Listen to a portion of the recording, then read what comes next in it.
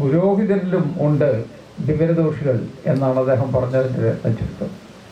ഞാൻ പറയുന്നത് ഒരു ഭരണാധികാരിക്ക് അത് പറയാൻ പറ്റുമോ? ഒരു ഭരണത്തലവനല്ലേ മുഖ്യമന്ത്രി.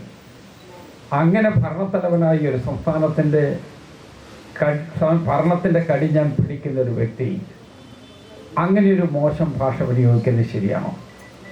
ഒരു രാഷ്ട്രീയ പ്രസംഗത്തിൻ്റെ ഒരു ഭാഗമായി സംസാരിച്ചു വരുന്നതിനിടയ്ക്ക് ഏതെങ്കിലും ഒരു പദം നമ്മൾ ഉദ്ദേശിക്കാതെ നമ്മളുടെ നാവിൽ നിന്ന് വന്നു വീണാൽ അതിനെ വേണമെന്നൊരിക്കലും രാഷ്ട്രീയ പ്രവർത്തകൻ്റെ സമീപനം എന്ന് വേണമെങ്കിൽ എടുക്കാൻ പറ്റും. പക്ഷെ ഒരു ഭരണാധികാരി അതാണോ? ഭരണം നിയന്ത്രിക്കുന്ന വ്യക്തി അതായാൽ പിന്നെ ആ ഭരണത്തിലിരിക്കുന്ന ആളുകളൊക്കെ ഏത് വള്ളത്തിലാണ് തുഴയാൻ പോകുന്നത് എന്ന് ഞാൻ പറയേണ്ടതില്ലല്ലോ. തലപ്പത്തിരിക്കുന്ന ആൾ പറയുന്നതല്ലേ താഴെയുള്ള ആളുകൾ കേൾക്കും.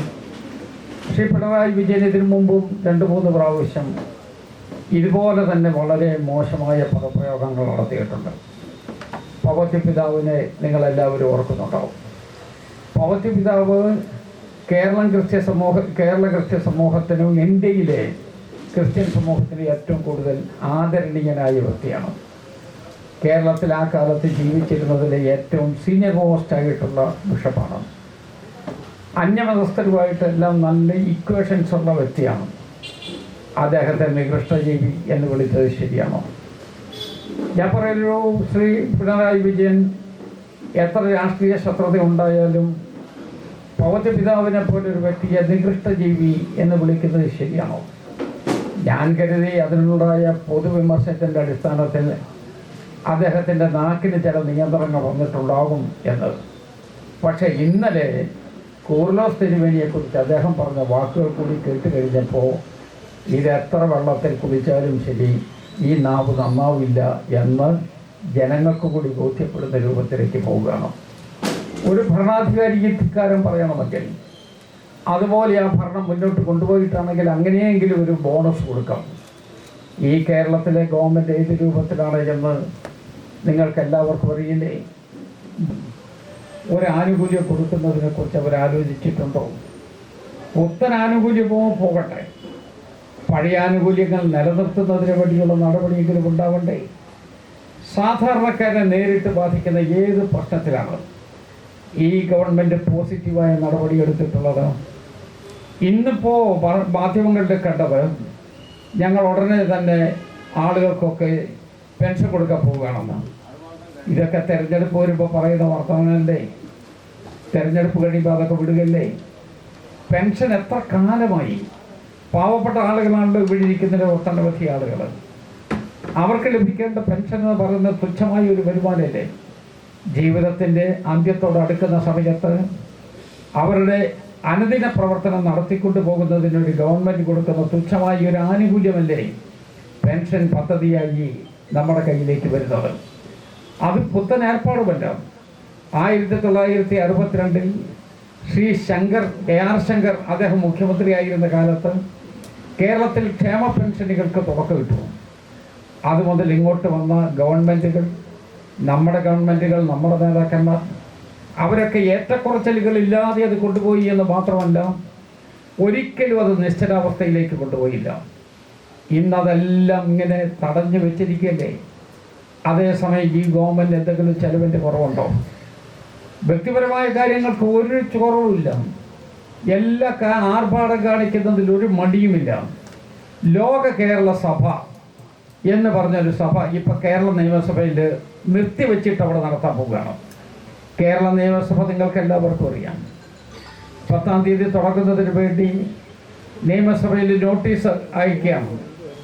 അപ്പോൾ 10-ാം തീയതി ആരംഭിക്കുന്ന നിയമസഭ 2 ദിവസം കഴിയുമ്പോൾ നിർത്തിവെക്കുകയാണ്. നിർത്തിവെച്ചിട്ട് കേരള ലോകസഭ തുടങ്ങാൻ പോകുന്നതാണ് പറഞ്ഞത്. ഞാൻ ചോദിക്കുന്നു, അങ്ങനെ തുടങ്ങുന്നെങ്കിൽ തുടങ്ങട്ടെ. പക്ഷേ അതിനൊക്കെ ഒരു ക്രമങ്ങളില്ലേ? അതിനുള്ള നടപടിക്രമങ്ങളില്ലേ?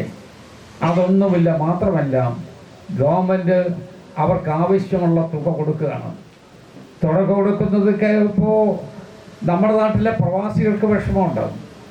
പ്രവാസികളായിട്ടുള്ള ആളുകൾ അവർ ജോലി ചെയ്തുകൊണ്ടിരിക്കുന്ന ഗൾഫ് നാടുകളിൽ പ്രത്യേകിച്ച് ആ ജോലി തുടരാൻ കഴിയാതെ വന്ന നാട്ടിലേക്ക് മടങ്ങി വന്നിട്ടുണ്ട്. അവർ നോർക്കയിൽ പേര് രജിസ്റ്റർ ചെയ്തിട്ടുണ്ട്. എത്ര ആളുകളെ സഹായിക്കാൻ പറ്റിയിട്ടുണ്ട് നോർക്ക വഴി? നാട്ടുമ്പുറത്തൊരു അപേക്ഷയ്ക്ക് കൊണ്ട് നടന്നാൽ അക്ഷയ കേന്ദ്രത്തിൽ കയറി ഇറങ്ങാം എന്നുള്ളതല്ലാതെ അതിന് പരിഹാരമുണ്ടാക്കാൻ കഴിഞ്ഞിട്ടുണ്ടോ? അപ്പം പ്രവാസികളെന്ന് പറയുന്ന പലലക്ഷക്കണക്കിന് ആളുകൾ അവരുടെ പ്രശ്നങ്ങൾ ഒരു ഭാഗത്ത് നിൽക്കുമ്പോൾ ആർഭാടത്തിന് വേണ്ടി മാത്രം ഒരു ഗവൺമെൻറ് തലകുനിച്ചു കൊടുക്കുന്നത് ശരിയാണോ? അതേസമയം നമ്മുടെ അനുദിന പ്രവർത്തനം നടത്താൻ ഈ സംസ്ഥാനത്തെ സർക്കാരിൻ്റെ കയ്യിൽ പണമില്ല. ഖജനാവ് എന്ന് പറയുന്നത് കാര്യമാണ്, അതിനകത്തൊന്നുമില്ല, കാര്യമായിട്ടില്ല എന്നാണ് ഔദ്യോഗികമായി വന്നുകൊണ്ടിരിക്കുന്ന കണക്ക്. അപ്പോൾ ഒരു സംസ്ഥാനത്തെ വറുതിയിലേക്ക് കൊണ്ടുപോവുകയാണ്, വളരെ രൂക്ഷമായ സാമ്പത്തിക പ്രതിസന്ധിയിലേക്ക് പോവുകയാണ്. എന്നാൽ ധൂർത്തിനൊന്നും ഒരു മടിയുമില്ലാതെ മുമ്പോട്ട് പോവുകയാണ്. ആ ഭരണാധികാരിയാണ് നമ്മളുടെ സമൂഹത്തിലെ മാന്യരായി നമ്മളെല്ലാവരും കരുതുന്ന ആളുകളെ വളരെ മോശമായ പദപ്രയോഗം കൊണ്ട് ചിത്രീകരിക്കാൻ ശ്രമിക്കുന്നവർ. എന്ന് പറഞ്ഞാൽ ധനവുമില്ല മാനവുമില്ല എന്നുള്ള നിലയിലേക്ക് കേരളത്തിലെ ജനങ്ങളെ കൊണ്ടുപോകുന്നു എന്നുള്ളതല്ലേ നമ്മൾ കരുതേണ്ടത്. ആളുകളുണ്ട്, പക്ഷേ ഇത് കൊണ്ടാലും പഠിക്കില്ലല്ലോ. ഒരു തെരഞ്ഞെടുപ്പിൽ ഇതിനേക്കാൾ കൂടുതൽ ക്ഷതയാക്കാനുണ്ടോ? പത്തനംതിട്ട വമ്പിച്ച ഭൂരിപക്ഷം നിങ്ങൾ ഉണ്ടാക്കി കൊടുത്തു. ഞാൻ നിങ്ങളെ എല്ലാവരെയും അഭിനന്ദിക്കുകയാണ്. കാരണം നമ്മുടെ പ്രിയപ്പെട്ട ശ്രീ ആന്റോ ആന്റണിയെ വീണ്ടും ഇവിടെ നിന്ന് ജയിപ്പിച്ച് രാഹുൽ ഗാന്ധിക്ക് അനുകൂലമായ ഒരു ചിന്ത നമ്മുടെ ഈ ജില്ലയിൽ ഉണ്ടാക്കിയ നിങ്ങളെ എല്ലാവരെയും ഞാൻ ഹൃദയം തുറന്ന് അഭിനന്ദിക്കുകയാണ്. ഇവിടെ മാത്രമല്ല, ഇതിനപ്പുറവും ഇപ്പുറവും എല്ലാ സ്ഥലത്തും നമ്മൾ ജയിച്ചല്ലോ. കേരളത്തിലൊട്ടാകെ ജയിച്ചല്ലോ.